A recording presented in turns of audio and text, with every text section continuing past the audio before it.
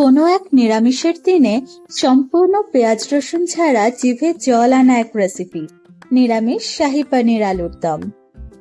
এর জন্য টুকরো করে কেটে রাখা পনির অল্প তেলে হালকা লাল করে ভেজে তুলে নিচ্ছি।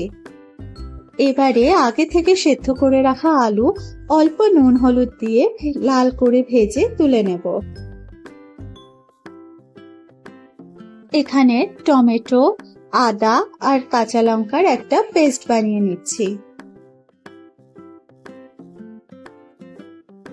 তেল গরম হলে তাতে দিচ্ছি গোটা গরম মশলা, হাফ চামচ গোটা জিরে আর টমেটোর পেস্ট।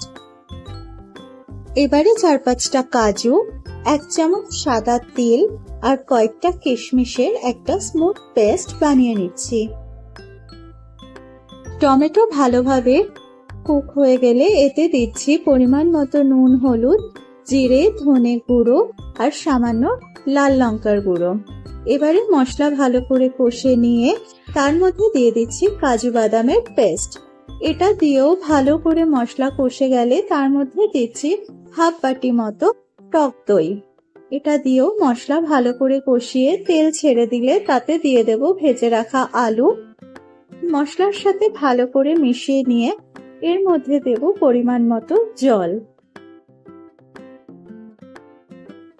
জল ফুটতে শুরু করলে এর মধ্যে দিয়ে দিচ্ছি ভেজে রাখা পনির।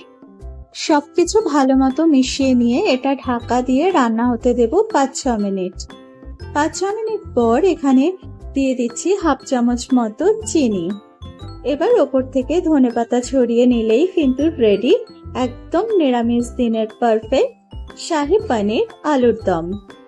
এটা লুচি, পরোটা, ফ্রাইড রাইস, পোলাও সবকিছুর সাথেই খেতে ভীষণ ভালো লাগে। ভিডিও ভালো লাগলে আমার চ্যানেলটি সাবস্ক্রাইব করে পাশে থাকার অনুরোধ রইল।